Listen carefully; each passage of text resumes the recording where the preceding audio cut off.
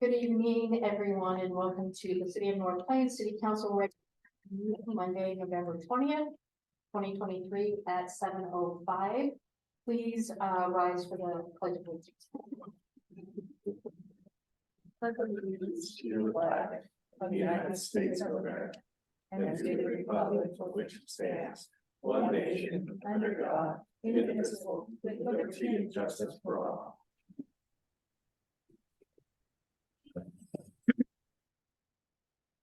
All right, thank you. Lori, roll call. Thank you. Mayor Linehan. Here. Council Page. Here. Council Kendall. Here. Council Payton. Here. Council Sheldon. Present. And Councilor Martinez and Smith are excused this evening. All right, thank you, Lori. Item 6 on our agenda is the consent agenda. We have the approval of tonight's agenda. We have the approval of November 6th City Council minutes. And we have resolution 2248, reappointing Stuart King to the Planning Commission.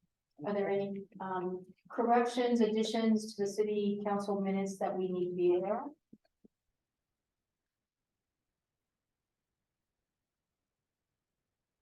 All right, hearing none. I'll approve the consent agenda as it's presented. All right, we have a first and a second. Any discussion? Hearing none. All those in favor say aye. Aye. Any opposed say nay. Hearing none, motion carried. All I ask is that make sure that you speak into the mic for the public this evening. Item 7 is the public comment. This is the time that we wish folks in the public that want to speak on matters not on the agenda, and we will recognize you at this time. At this time, we have Joyce Reynolds from the Historical Society and Councilor Boyd. Please come up and Joyce, your own name and address for the record. Okay.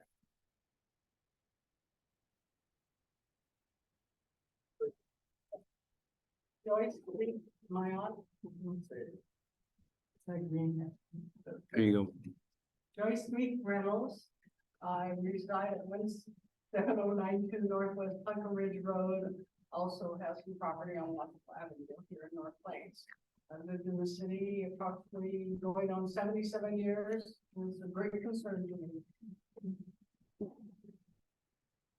Butch Kendall, 31385 Northwest Landing Street, North Plains, Oregon. And a resident of North Plains for 50 years.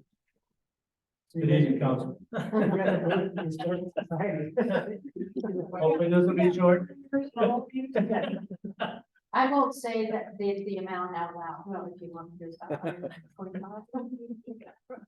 I will start. We, North Plains Historical Society wanted to have a potluck in December. So I came down, filled out the application, and didn't read completely real good. And anyway, there was some shirts, money that needed to be to cover the liability. So that was okay we understood that. Well, we don't have a lot of funds every year. We raise about $300 a year, maybe in dues. So the $100, roughly $50 to $100 is a big deal to us. So in the board meeting today, we made a decision to go back to the senior center. So, there's a fine facility, we use it, but we do not have the funds to, that's a big chunk out of our thing for the people that we get. So I'm leaving it at, and Joyce is here tonight because Joyce has a lot of history about this building that I did not know. And I wanted her to share that with you to see why this building is important to the city or to the Historical Society and running into this little glitch. So this is, we made the decision, but I need to share this information with me and with you. And the fact that you're president of the Historical Society adds a little bit, right? I want to thank you for listening to us tonight. We were established in North Plains back in 2013 as a nonprofit organization. We were we were welcomed with open arms to the city of North Plains, and we felt very welcome. We felt that the city of North Plains had always been behind our back, and we worked very hard to represent the city of North Plains. And we've done quite a few things.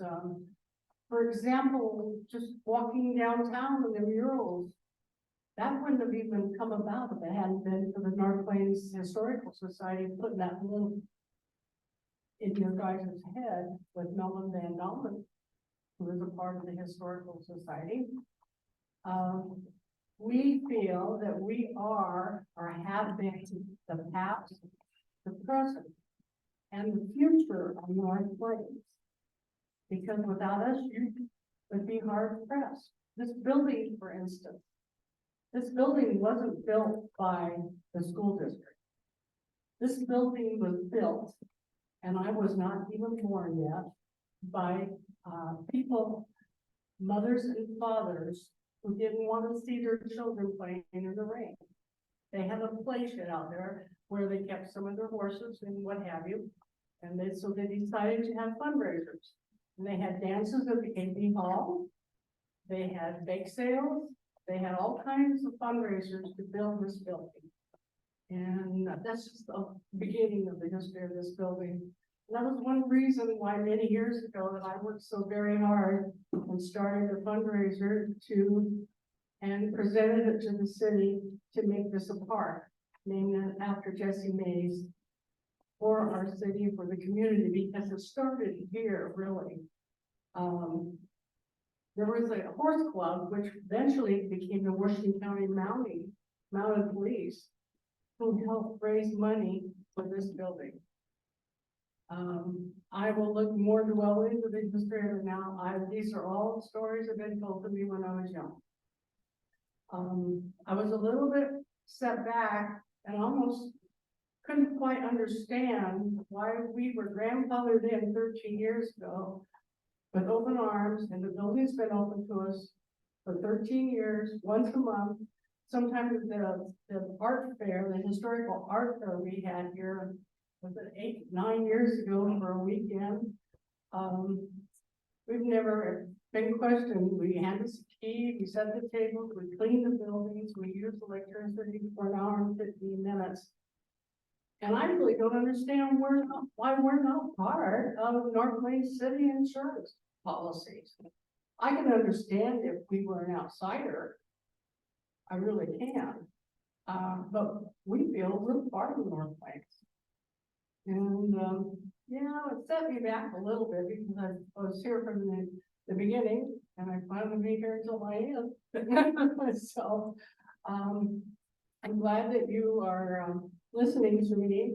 One of the things that we've done the last 4 years, and worked very hard representing the Historical Society in North Plains and the Historical Society throughout Washington County, was the Methodist Meeting House. It took us many, many meetings at Washington County, at the council, at the commissioners meetings, at the city hall meetings to get this done.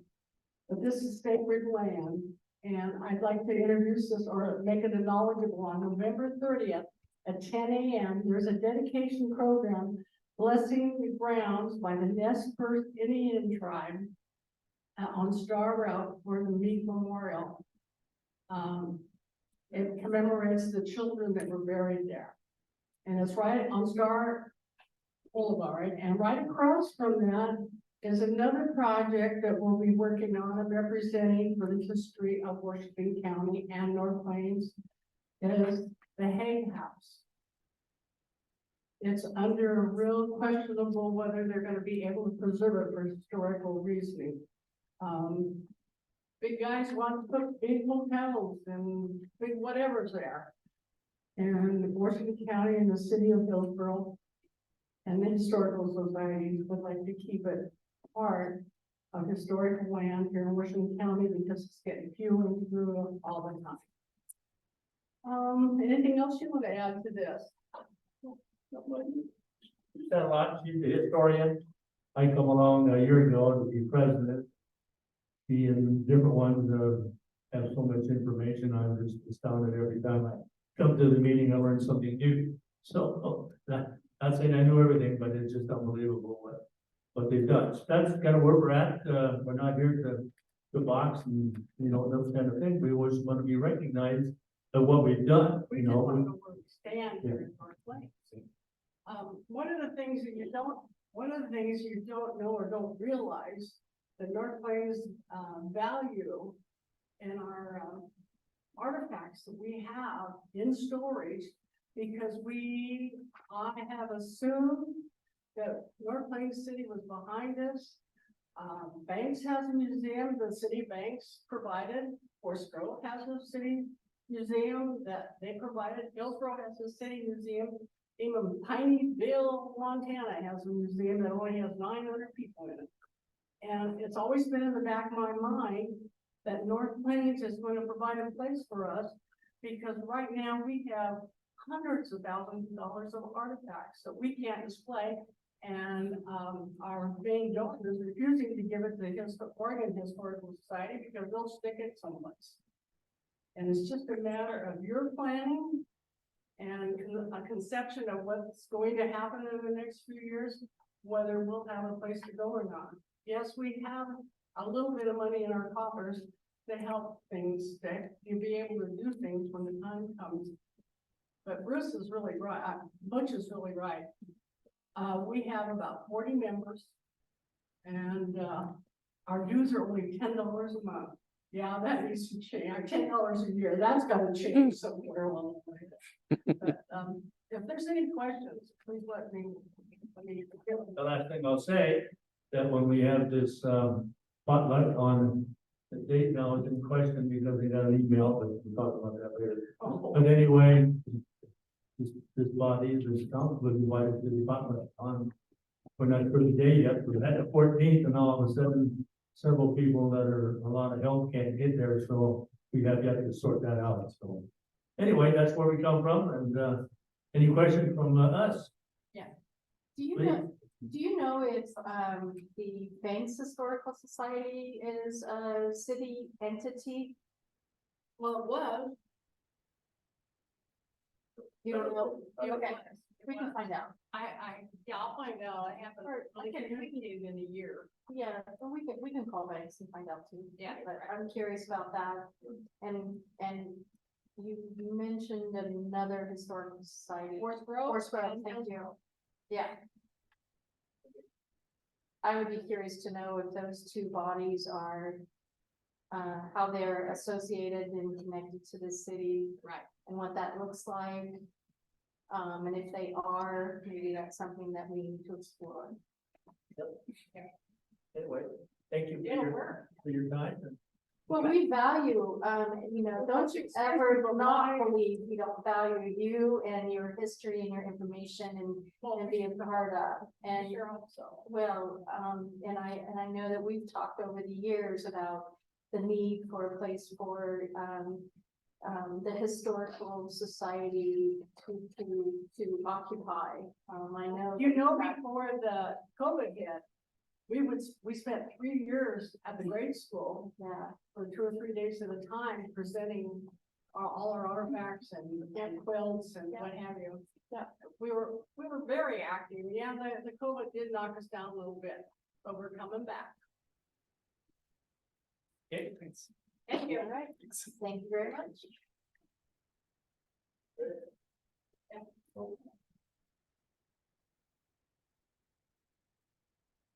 All right. Lori, Well done. you have Okay. any other public comment? They're not picking on names. You don't sit up there too much. do you? Nothing done? No, I don't. Thank you very much.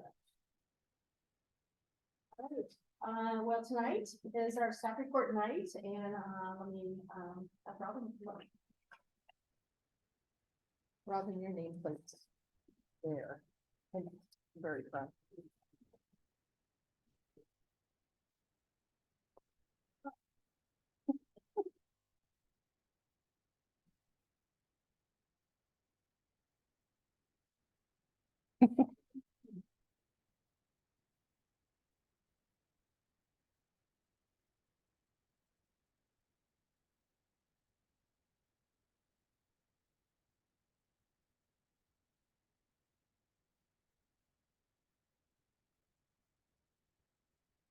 evening, everyone. Good evening. Mary Lenahan, Counselor. Well, I think you all saw a big highlight recently, with our family sleepover. Mayor Lenahan, came and, met all the participants and read them the story, and it was very fun. I just have to say, we've gotten so many comments from parents about how thrilled their kids were to see the pictures and, you know, how much fun their stuffed animal was having all night long. So we'll definitely do that again. Everyone really enjoyed it, and it certainly, was fun to put together. Thank you, Mary Lanigan, for participating. That was a hoot. That was really, I had a hard time sleeping that night. I probably, yeah. Well, exciting. Yes. Well, you know we that, love, it's just having not fun at the library, bringing joy to the community kids. So, more than coming up, it's a very busy time. We're gonna have our craft fair again. And that's the annual fundraiser that we do, the library fundraiser, which I'll differentiate from like a Friends fundraiser. So, because we do this in the library, and staff help with it and that kind of thing. So this year, and the items are donated, we're planning to fundraise for a replacement table for the children's area. Although, the Friends have applied for the UMPLA grant for them, so stay tuned on that. That might be provided by the UMPLA bank. They had a representative come to chamber and said they had some grant opportunities, so the Friends followed up on that right away. Yeah, and then also just the Giving Tree is up. It's beautiful. That is to benefit the Senior Plaza residents with their holiday requests, and then we're starting on the 4th. We're gonna have a food drive for our brand new, and so we'll have a bin also in our little vestibule. So lots of holiday cheer in the library. The 73 library, how much larger do you think it is? Yeah, I'm not talking depth study with that charge rate, but just, you know, twice the size. Well, Outside. I think when we had the consultants come, I think the design that they recommended is about 10,000 square feet total, including like the community room and things like that. So right now it's 2,500 square feet. So, you know, there would be different ways to accomplish that, though, and use the space. So to expand the collection a little of the physical items and give people some more meeting space, like story time space, etc. 10,000 square feet seemed about right to me, but realize that some of those community room spaces can be shared with other city activities and or the public, you know. Any other comments or questions for Robin? Okay, I have one. One thing I wouldn't mind seeing added to your report, and I know you've got a lot of stats on there, on your quick sheet, would be the number of hours. Maybe you do this in the future on a quarterly basis of homework help that you provide.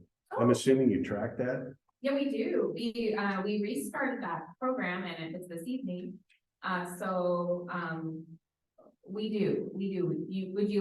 You'd like that stat specifically? Is Well, more I think it'd one? be a good thing for the library to have. I think it's a marketing point from the standpoint of folks knowing that resource is there and then getting some sense of it's a great opportunity, especially for somebody that's looking for some additional support in that really area. is. So I just thought, well, maybe that's something you can add to report going forward.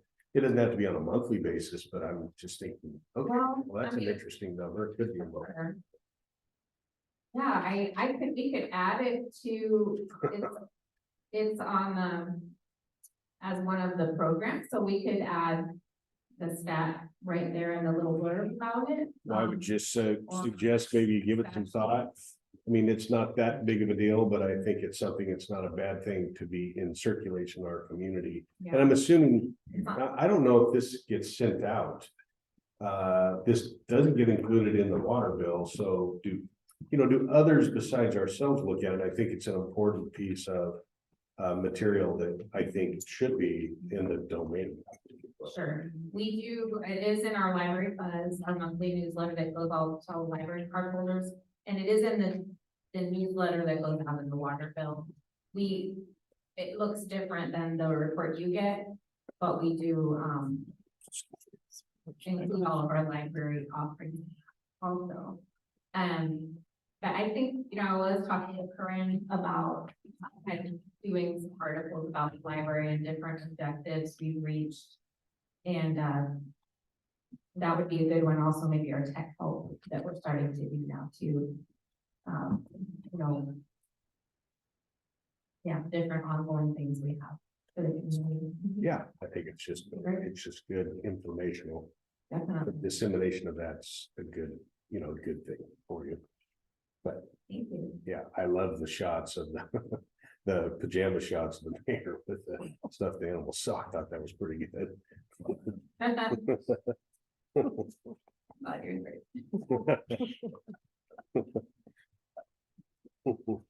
I had to leave I had to change at my office and walk through the parking lot and everything, my jammies, yeah. The daytime story time, that was, it was like, that's interesting, what's going on?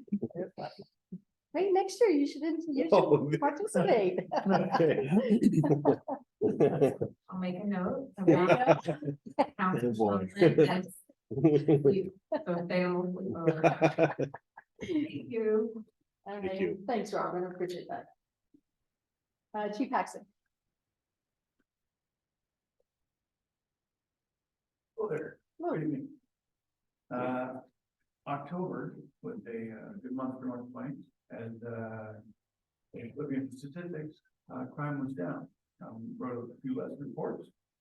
There's still plenty of public demand calls, so we're kind of writing that means, but it's good that we're writing less reports for that. There's crimes that were occurring. Schutz, as you recall, was injured. We found a replacement for him, so we went through testing. We've got a good candidate. Mike Mitchell is replacing Schutz in the interim one until he gets better. You may remember him as him and Corporal Jones, I believe, were the first two Washington County deputies to be out here at North Plains. So he may look familiar. So he decided he'd like to come back and work again out here at North Plains. So he's really good. Lastly, really, probably wondering what happened with Halloween, but I haven't heard anything. So I think Halloween was good in the city. So that was good. Are there any questions? How is Deputy Schutz doing? Oddly enough, good question. He just came in today, so I actually saw him today. He came into the office briefly today. He's got the cast off, but he still, his hand's still in a splint. It's a weird splint that I've never seen before. It's still a black band keeping his fingers together. So I thought it looks like brass knuckles. yeah, that's what When he it walked was. in, I'm like, what do you have brass knuckles on? Little plastic brass Yeah. knuckles. So then today was the first day he's trying that out because he can't move his wrist, and he's got a little bit of movement. He's moving his fingers a little bit, and he said he's still sleeping with he's got a cast that he puts on, so while you're sleeping you don't bend your wrist and stuff. So but he's doing pretty good, doing his physical therapy, and he's working hard to try and come back. And he'll come back. He wants to have his hand and wrist good. Right, But yeah. he's working hard at that. Any questions for Chief? Council Payton? No? Me. Thank you, sir. Thank you. Appreciate it. All right, Public Works, Dustin.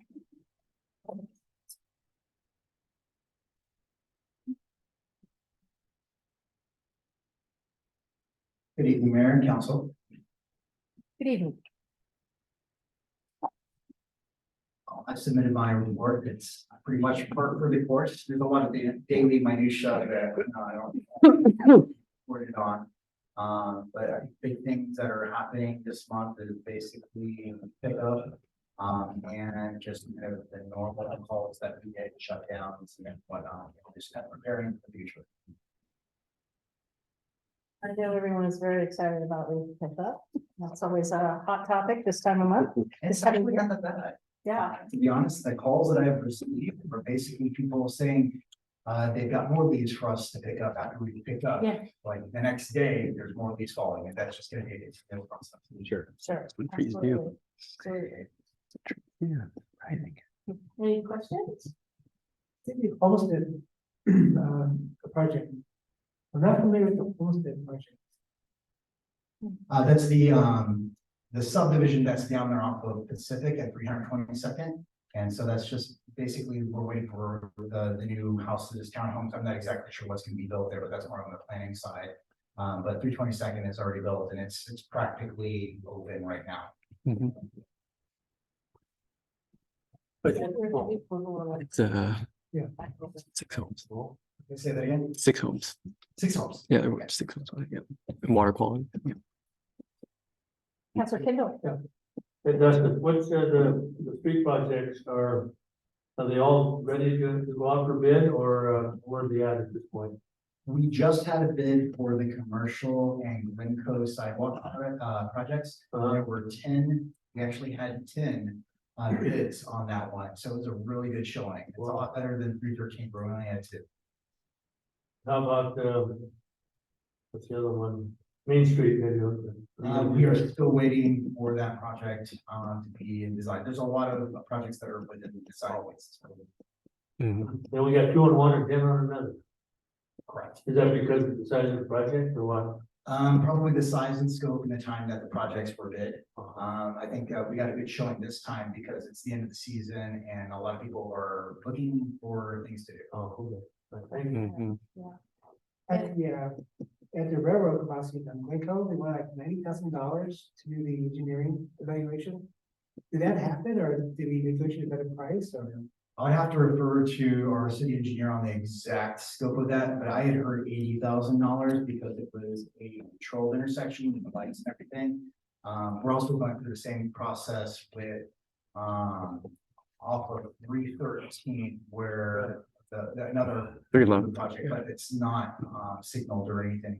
And I think the cost is a lot lower, but I can get with Brian Feeney with 3J on the specifics of that. But yeah, that's part of the railroad fee system. And that's not movable, that's just required for that. That's something that we can probably negotiate a little bit better, but usually the railroads kind of whatever the price is, that's what they're, Come on, James, it's a railroad. Yeah, there is no negotiating with them. They've had the land here before God, that's kind of the approach they take. So yeah, so actually because of that, to avoid those fees, the project was altered a bit to stay a little bit more out of their right of way. So you're going to see that in the design. I mean, it could have been a better project if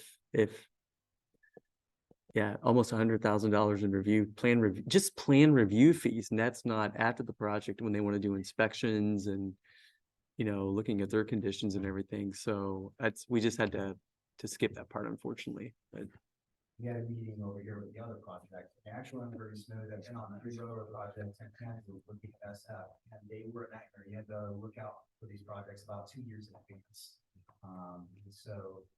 Luckily, we have a good local company that at least they're pretty willing to work with.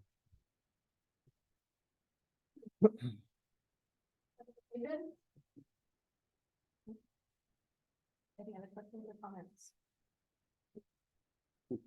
Thank you, Justin. All right, planning, I can see, Steve, you're online. I am here. Can you hear me? Yes. Oh, that's wonderful because I'm trying a new device tonight and I can't hear you, but I'm sorry I can't be there. However, as you know, my biggest agenda item is the UGB. And I think we all have an understanding of where that's at. We've talked about it quite a bit, but the other items we have right now that are on there is the sign code amendments that the planning commission is working on, as well as some other things that are kind of out there percolating. Space Age gas station is talking about some improvements that they would like to do. And then just some upcoming businesses coming into the Vandy, the Roll Tide project. So happy to answer any questions you might have. So do you know if the Vanderhay project, the Roll Tide project, they have occupants for the new construction? The building under construction, I'm not aware of them having any new occupants there, but it sounds like the building that's finished, they might have that full now. Yeah, I believe so. I was just curious about the new one. Yeah, I've not heard anything new yet about occupants there, but I'm sure he's working on it. All right. Any comments or questions for Steve?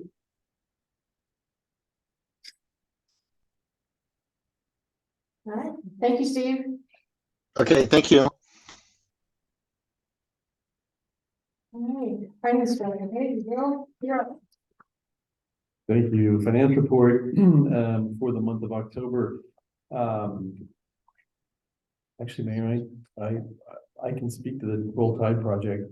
He doesn't have anybody in there, but I did have a meeting with somebody today who is looking at the tenant improvement grant program as possibly being part of the equation. But anyway, it's he doesn't have anybody yet. Okay. Seriously, anyway.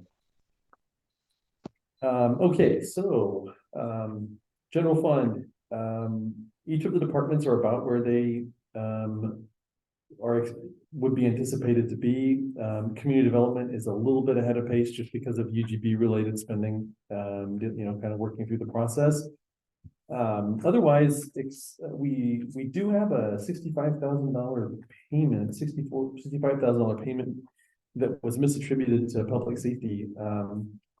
I'm tracking it down. It looks like it was an ARPA expense of another kind, and I don't know why it got attributed to a public safety account, but we'll get that corrected. So that's why there's a capital expenditure for public safety that looks so big.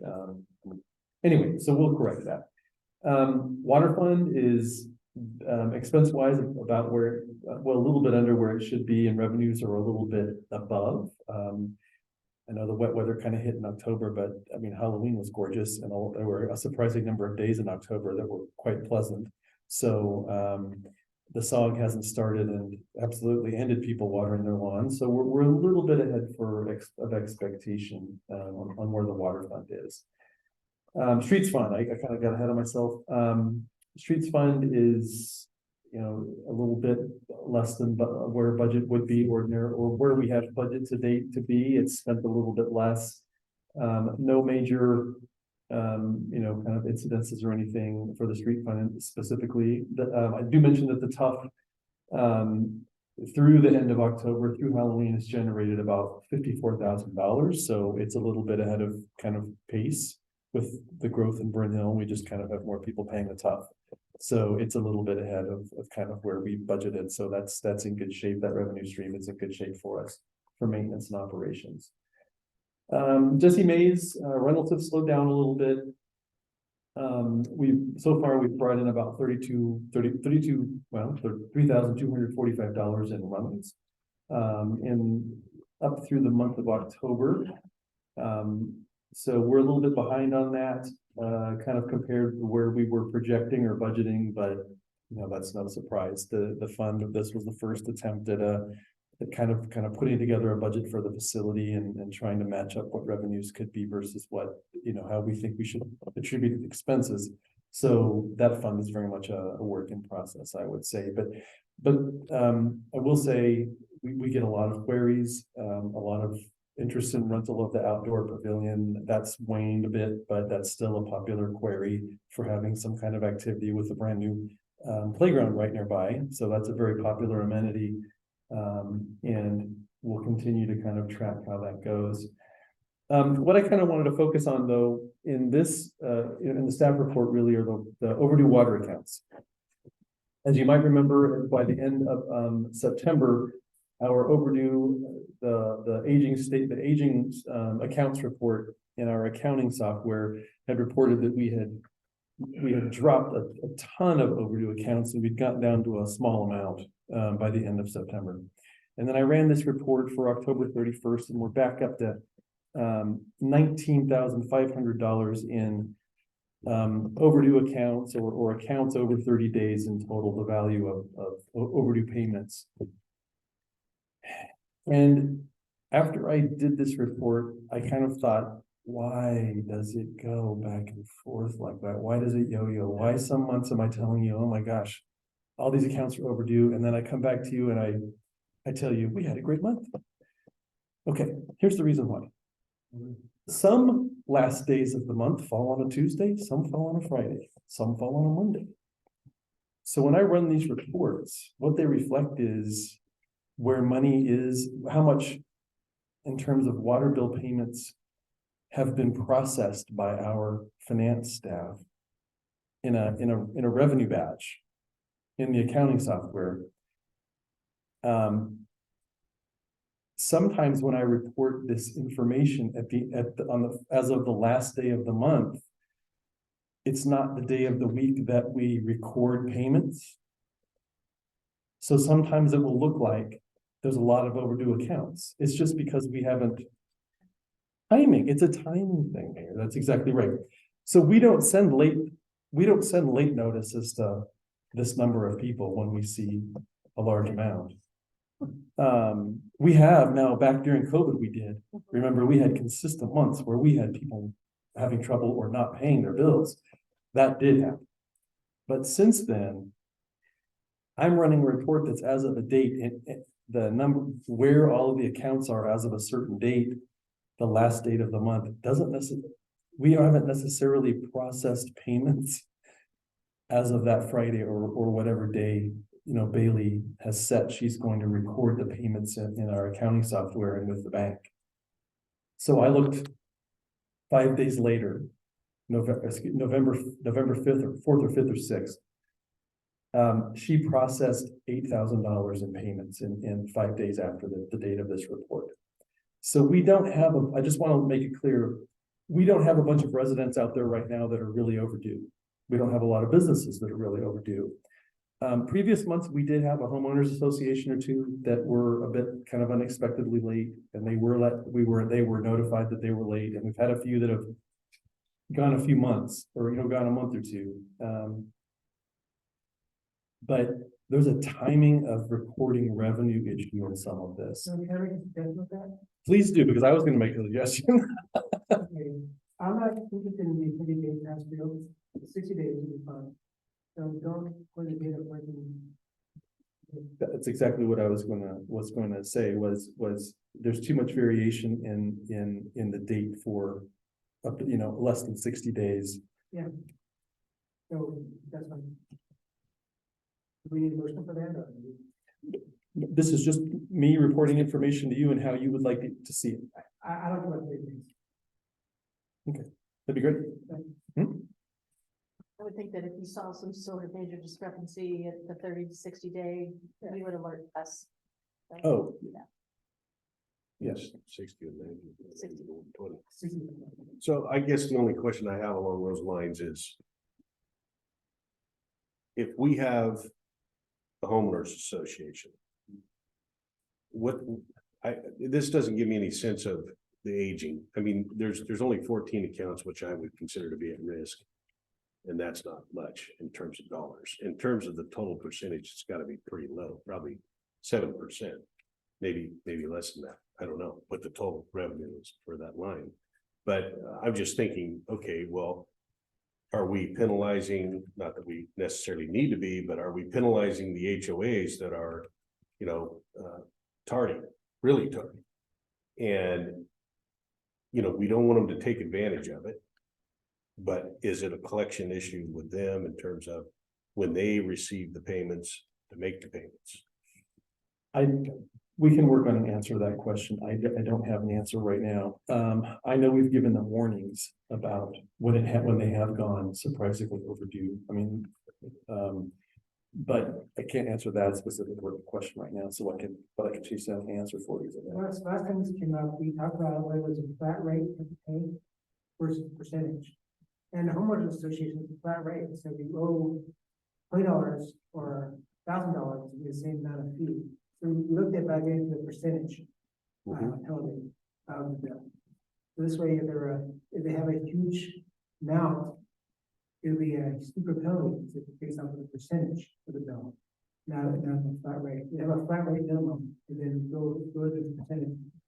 We encourage people that have to pay large bills to not take an extra 30 days or a $5 interest rate, you know? Right, well, I just want to make sure it's not so much about being punitive. It has more to do with understanding that process.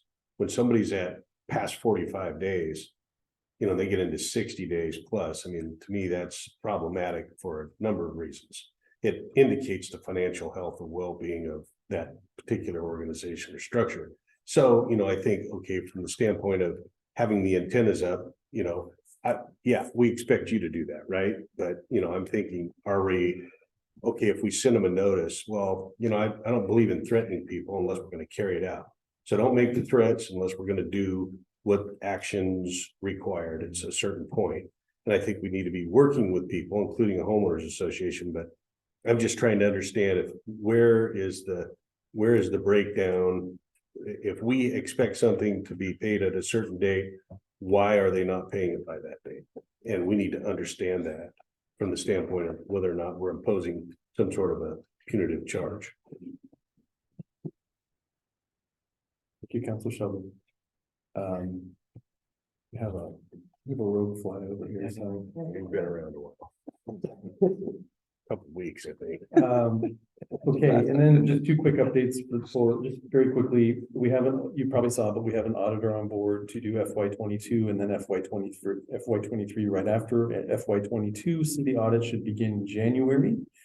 And we are readying for that right now, actually. So we'll be ready for January on that.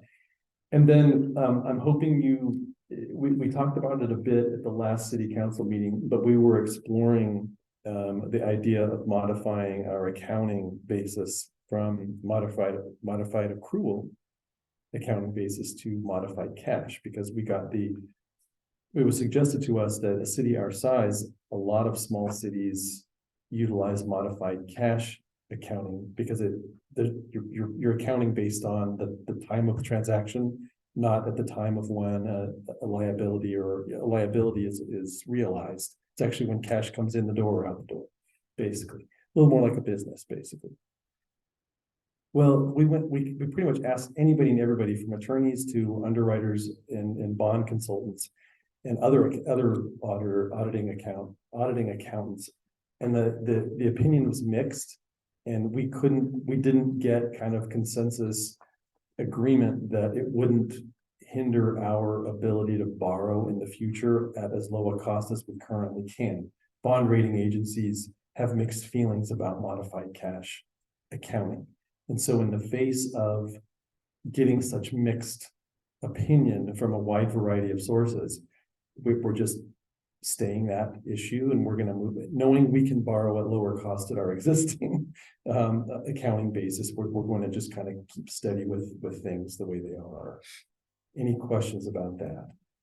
We'll continue to kind of see and prod and poke, but we're looking at major borrowing when expansion happens, and we want to borrow as cheaply as possible for that at any time. But I mean, we're really looking at growth with that.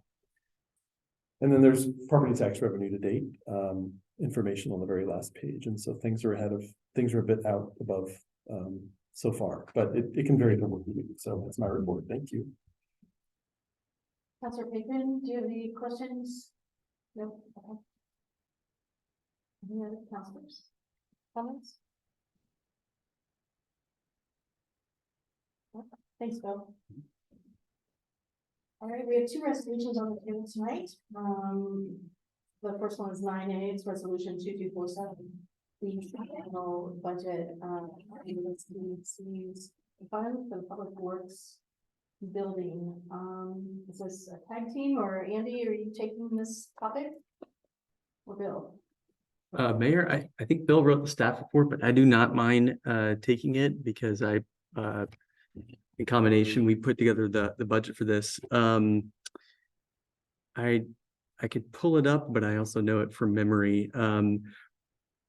Let's see here. Yeah, in going through the design of the building, we knew that there was going to be a few design elements, adding the emergency backup generator, and dealing with the ground improvements. We had some unknowns going into the budget last year, putting it together. So we deliberately under budgeted in our system development charge accounts for the construction of this building, knowing that if we had to come back, once we got bids in, we would come back with a supplemental budget. So that's what we're doing here.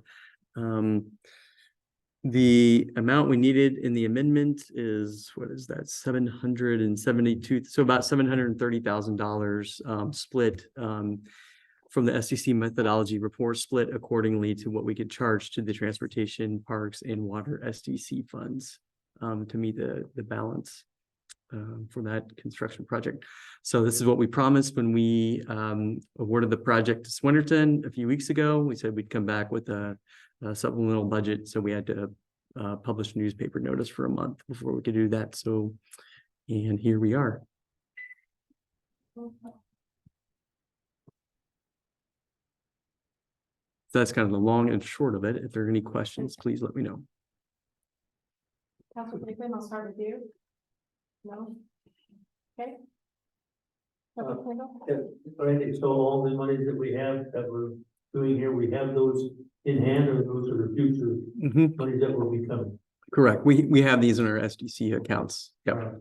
Yeah. And we knew this was in our CIP, in our the adopted capital improvement plan, there was about, I mean, the building was $7.5 million. I forget the exact amount. And a portion of that was going to come from system development charges. So this is rounding out that. Just one other question, that SDC fund 211, it was back previously, I couldn't find it right now. I found it the other night, but I couldn't find out what's the difference between that and 210. There's a 210 number, and there's a 211 water fund. Is water fund 210 or 211? Water fund is 210. Oh, water, yeah, the water operations is 210. Sorry. 211 is the water SDC fund. Yeah, so 211. Okay. yeah, our water operations rates go from 210, and this is capital. Yep. Okay, thank you. Sorry. Mr. Sheller? Anything? I got a couple of questions, both of them kind of technical. Okay, when I look at this, I understand the money. It's $727,180. I understand the purpose and where it's coming from. That's all pretty clear to me. Resolution number 2247 does in section 2 refers to exhibit A, and I don't see an exhibit A. I'm assuming the trailing document is exhibit A, but it should be marked exhibit A. It's not marked exhibit A, so I know this is a draft that can probably be changed. But I wasn't sure exactly how I could extract basically the resolution out of that document. I ran all the numbers. I'm probably not looking at it right, but I'm just not seeing exactly where those, I see each individual fund and the fact that there's revisions because of the changes for the supplemental. I just wasn't sure how to do those calculations. I'll let Bill handle this. He did, The tables for the notice, yeah. Those aren't structured to actually super transparently show the changes. That's what I gathered. Yeah, I mean, the only way to tell how the change is occurring, if you're looking, and I see you're looking the same thing I am at the newspaper notice form. The only way to see yes, sir. Yeah. The only way to notice the net change would be to look at our newspaper notice for those funds in last January. Okay. Because what we're publishing there is holistically the new budget for each of those funds after you change it. Right, and that's what I thought, but there was no reference to that.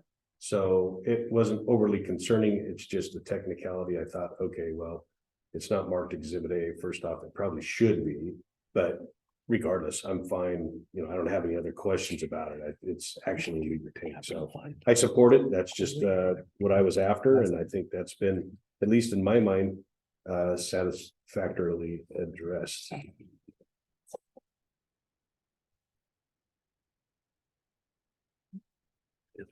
So I'll move to adopt resolution number 2247, which is approving the 2023-2025 biennial budget supplemental budget. We have a motion on the table. Do I have a second? Second. Yeah, okay. So we have motion on the table and a second. Any discussion? Hearing none. All those in favor say aye. Aye. Any opposed say nay. Hearing none, motion carried. Thank you. Item 9B is resolution 2238. This is the to approve a 2-year contract for communications manager services. Andy. Okay, thank you, Madam Mayor. Revisiting this topic from, I believe it was May, possibly June, from when the council had originally seen and considered a contract for communications manager with the vendor chosen. At that time, the council wanted to see some more information, especially how the communications plan, a communication strategy over the next 2 years may develop, have some feedback and input on that. Thought that was totally appropriate. So Corinne has been working with the city on a month-to-month contract to work on the update to the plan. That plan was already in the works anyway. It was something we were wanting to do at the beginning of this fiscal year. So we took the first few months of this fiscal year to work on that strategy. I think we've had a couple of work sessions on that. So you kind of seen where that's gone, the directions that's gone, where that's developed. And I hope one of the, a couple of things we've made clear is it's going to have to take many efforts. It's a pretty multifaceted approach to try to communicate in this modern age. And some of the tactics that are listed in the new updated plan and strategy are kind of shown here in the staff report. We talked about that a week or two ago. We've made some progress on some of those. I'm hoping we'll have an updated website by the end of this year. That's kind of moving at the speed of a vendor, but we're making some good progress there. And we just had a first meeting with a potential consultant on a civic academy in fall 2024, just last week, which is bearing some good fruit, and I think would be a really good program for the community. So taking all that into consideration, I kind of recapped here in the staff report what the request for proposal and the interview and the scoring process was like. Again, this is would be a contract for Corinne Weiss to finish out the balance of 2 years at this point, really to oversee and undertake the strategic communications plan, and then also acting as our on-call communications staff person for managing that department and those efforts too. So if there are any questions about the resolution of the contract or the plan, I'm happy to answer those. I think this is a good amount of time to see how far the project will go. With that, I'm ready to make a motion. Here's another. That is your. All right.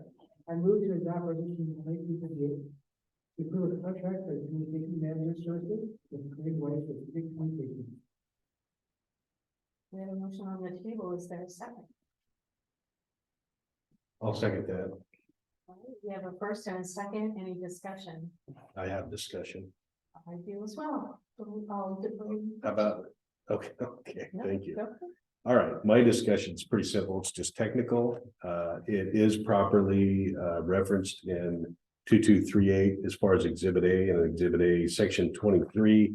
I did find that there needs to be a correction to the draft. That list in the first line, it says state or Oregon, it should be state of Oregon. Other than that, I have no further comments. I'm ready to proceed with a favorable vote on this. The only question I had, and was there any discussion about quarterly reporting From Corinne, I don't recall if that was something that was discussed. I know I was not here in June. Mayor, yes, that's something we did discuss as part of the feedback loop for the city council, was developing quarterly reports from the manager. So that's something we would incorporate going forward. Okay. I know our number one goal is to increase community involvement and, you know, I'm not sure how to measure that, but I would imagine there could be a way to do something like that.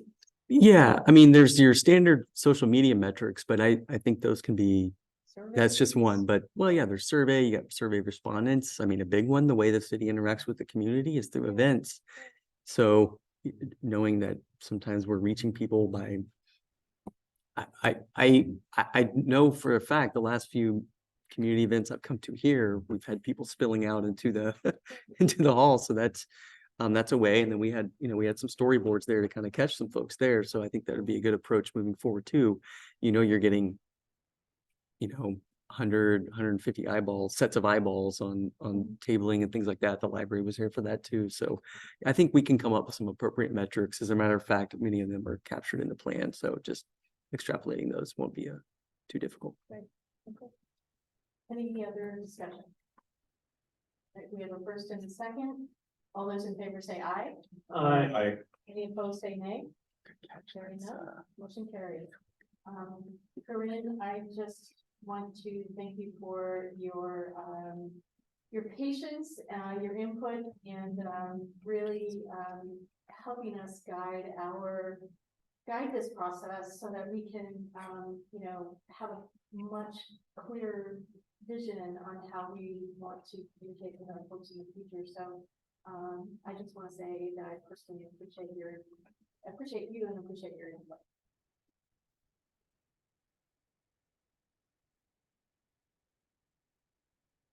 I'll pass it on if she didn't.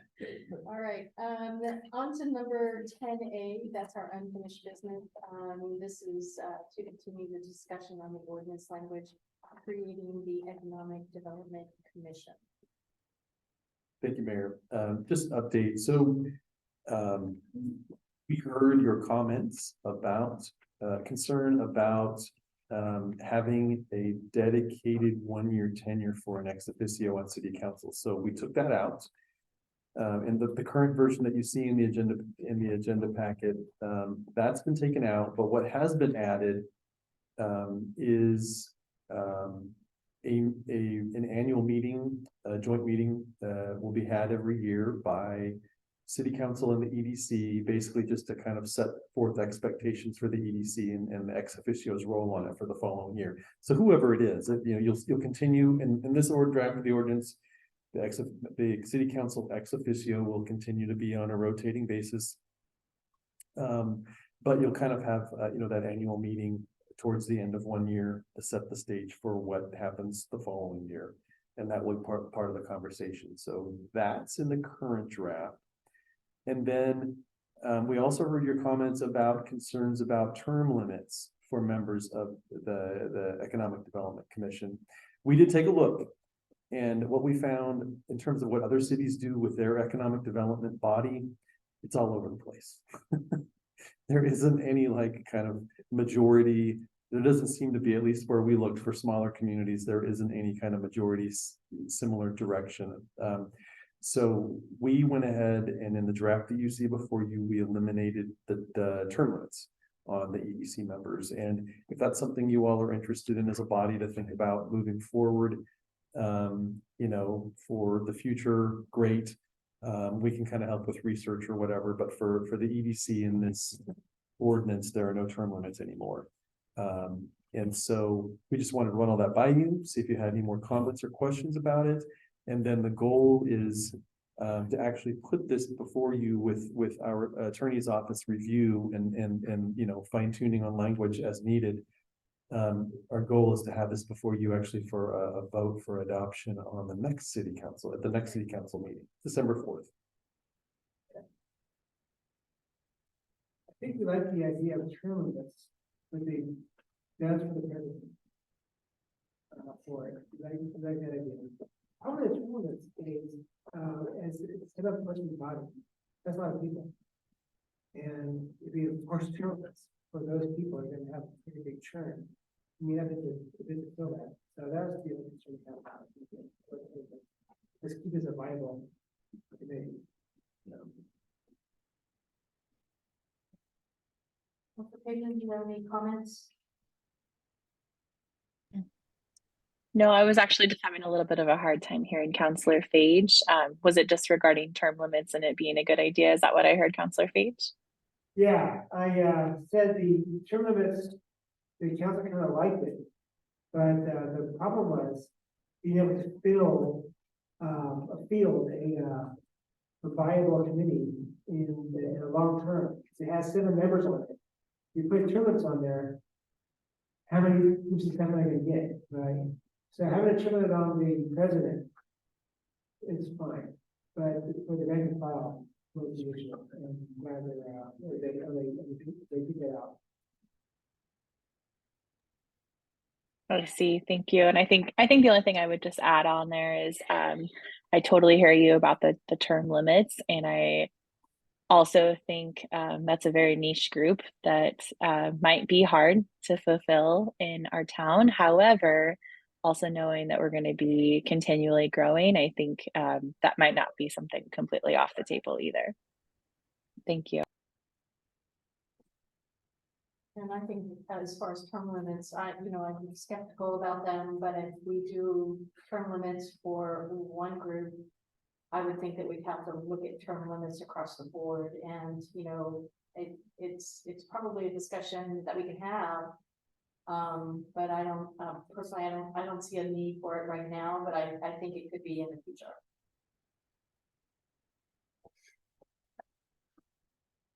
And I would echo that. And basically what we're gonna see is another iteration of code statute or section 31169, correct? Yeah. Yeah, because in here it has term limits in this particular copy, but Oh, it still does, okay, Yeah. My apologies then, so what will come before you, since that one doesn't, we must have not put the most recent version, the version that will come before you will have that stricken. yeah, and I thought that was the case, and I just wanted to mention that what we're looking at, we're obviously not making a decision on tonight, but yes, we need to modify that as we approach the whole point of actually making a decision. Okay. Thanks.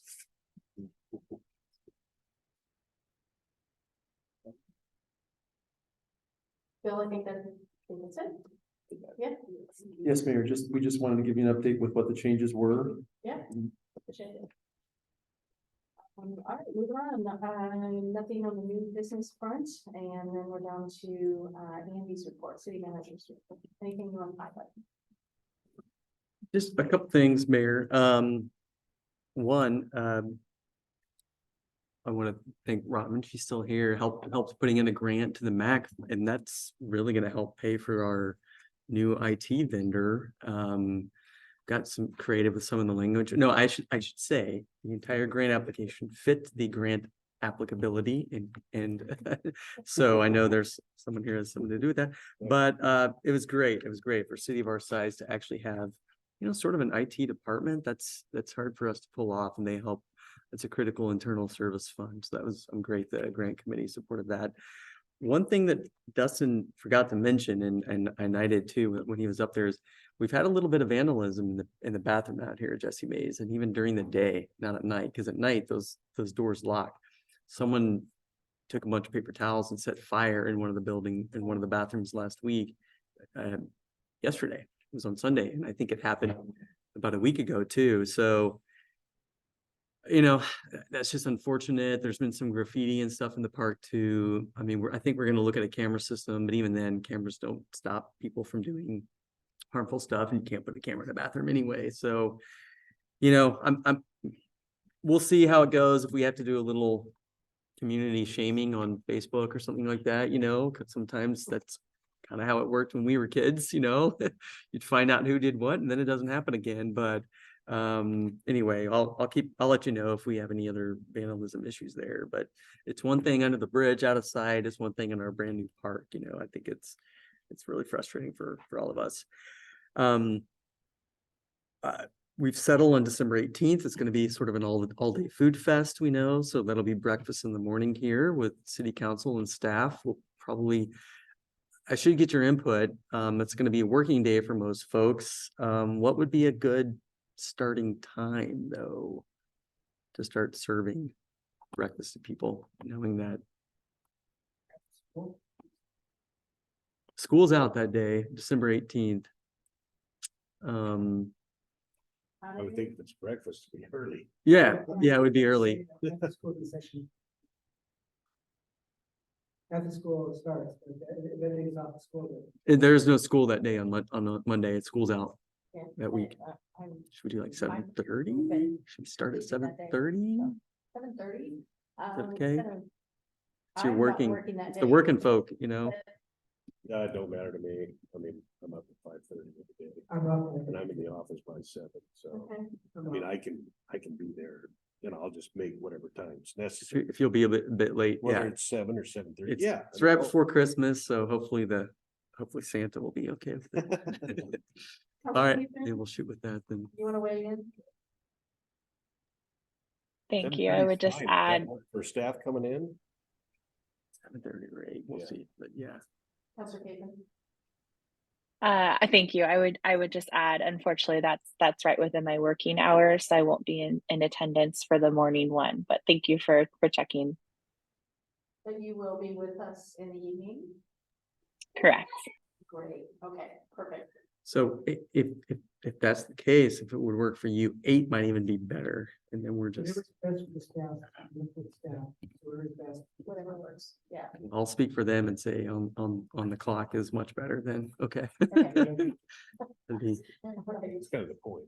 There we go. Okay. Trying to make it easier on you. Thank you. And then, the mixer in the evening, Doing a little planning on that. We'll keep you.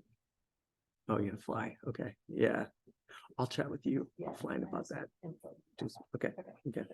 The only thing I'd say is, I'm on the Oregon City Managers Board, and we had our board retreat at Independence, Thursday and Friday. And I've been wanting to go there for a while just to see all the downtown redevelopment they've done in that town. And it's pretty cool. It's about 10,000 people, and they've had a vision they've been following for 25 years.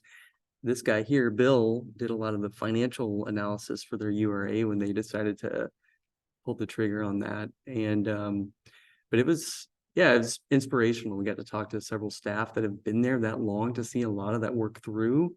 And the mayor's been there 25 years.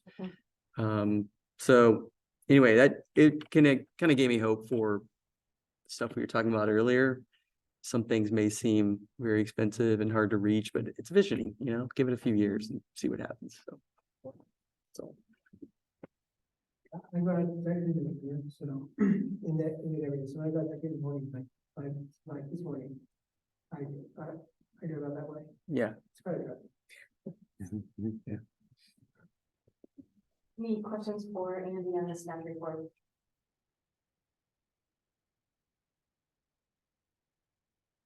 We're down to council reports. Councilor Capen, I'll start with you.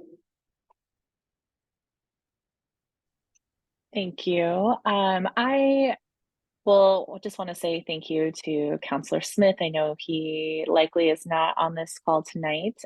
He attended my ex officio meeting for library board so that I could listen in on the Washington County Planning Commission meeting. And I'll save that towards the end. I'm sure Mayor Linehan will touch on that.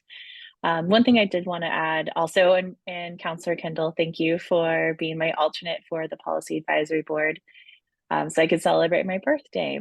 One thing I will add is I recently took a tour bus with the Policy Advisory Board for in partnership with the Fair Housing Council of Oregon.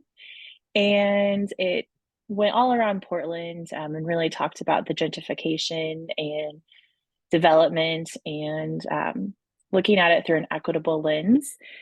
And one thing that really stuck out with me was we talked a lot about Van Tucky and a lot about Interstate Avenue and current site of Legacy Emmanuel Hospital. And the part that really stuck out with me and resonated was the part about the revitalization and spot where Legacy Emmanuel Hospital is now was demolished, and hundreds of people were displaced as a result. And come to find out, the funding for the hospital actually didn't get approved by Congress during that time. And so hundreds of people were displaced essentially for no reason until they were able to later secure funding.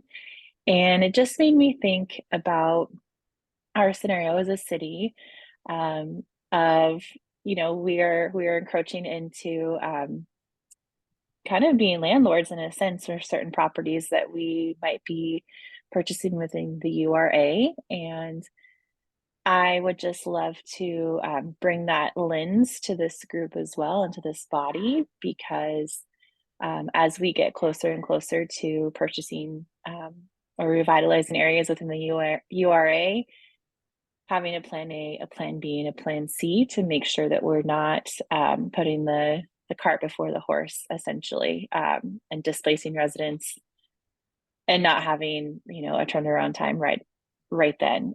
So I just wanted to bring that to light because it really stuck out with me. And I think as we grow as a city, that is something that we should be mindful of. So that is all I have for my council report tonight. Thank you.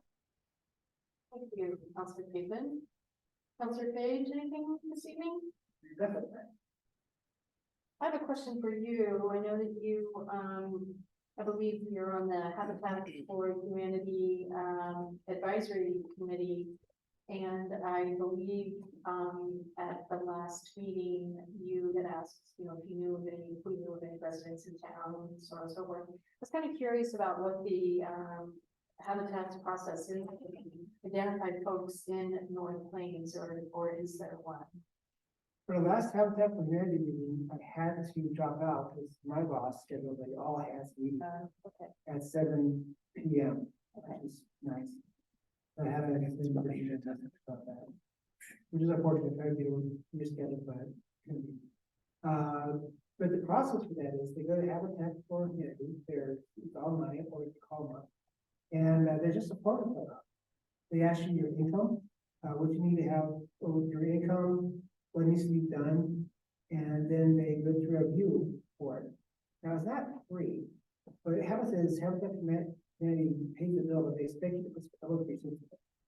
And you can't pay, they expect you to volunteer for them or do something like that, right? So I went out to North Plains when I first started doing this, and I put it on Facebook, and several people asked, and I went to their house and help them fill it out. Because there's some forms to be filled out, and you know, I fill out forms.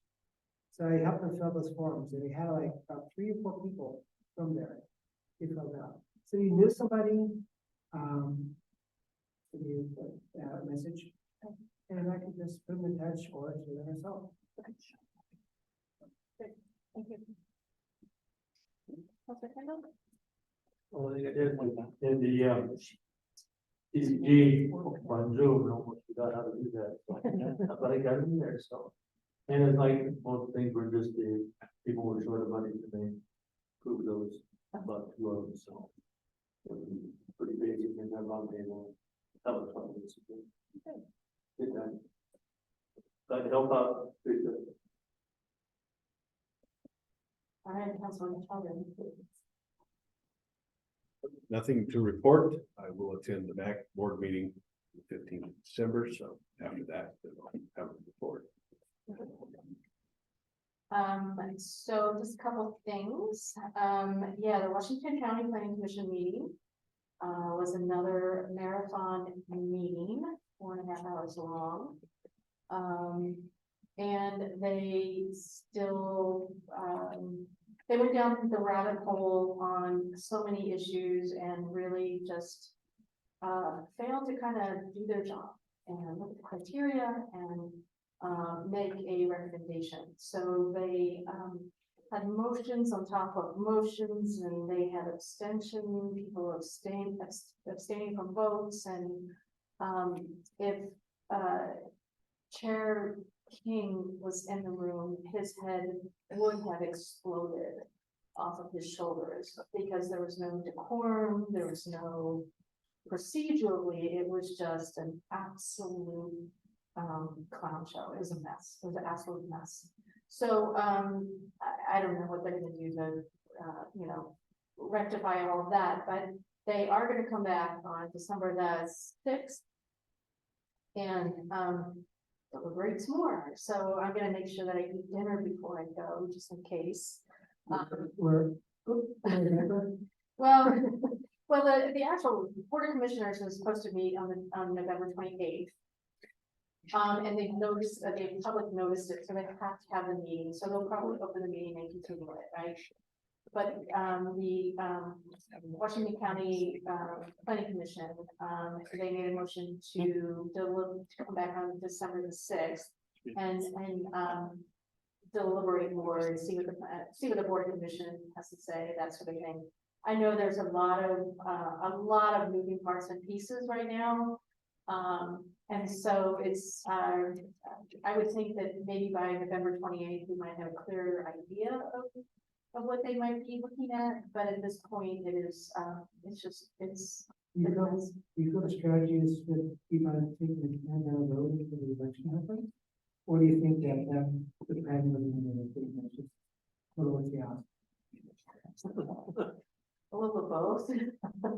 I mean, they just want to kick it down. They want to see what the ballot is all about. And they've got a couple of commissioners that,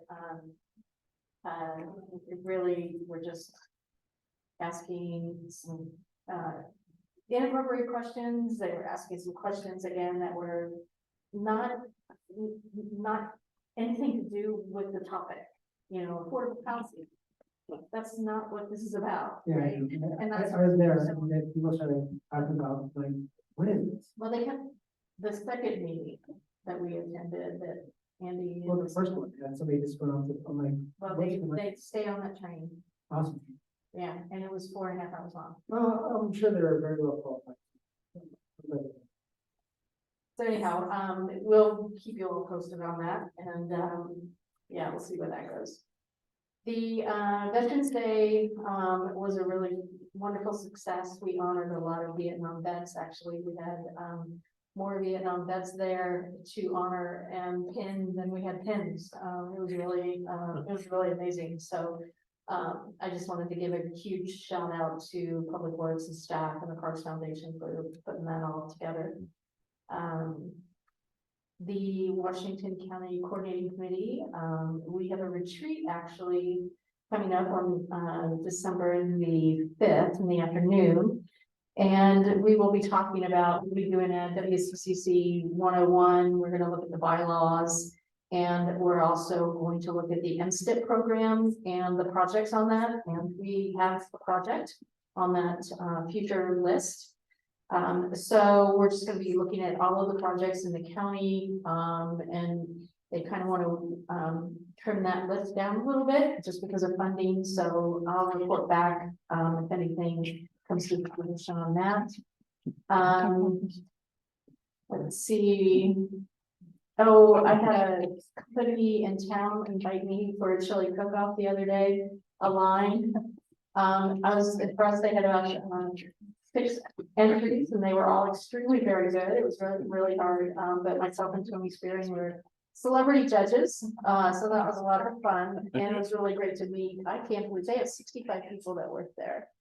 That's amazing. They have a couple chefs, but they, they're very supportive of the senior center.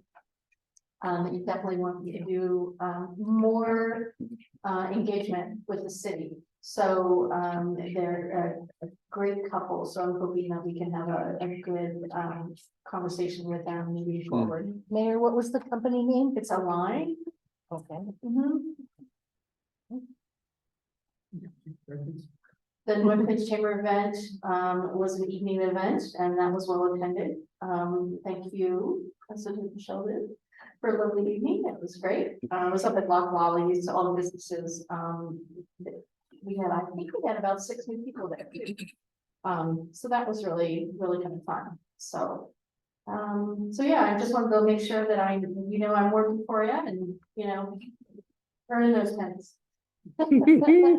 Anyhow, it was a busy month, and I suspect December will be busy as well, so that is for me. All right. If there's nothing else, I'll give you back a little bit of time, and we'll go ahead and close our meeting at 8:25. Thank you, everyone. Have a good night, folks online. See you later. Bye. Happy Thanksgiving, everybody. Thanks, Steve.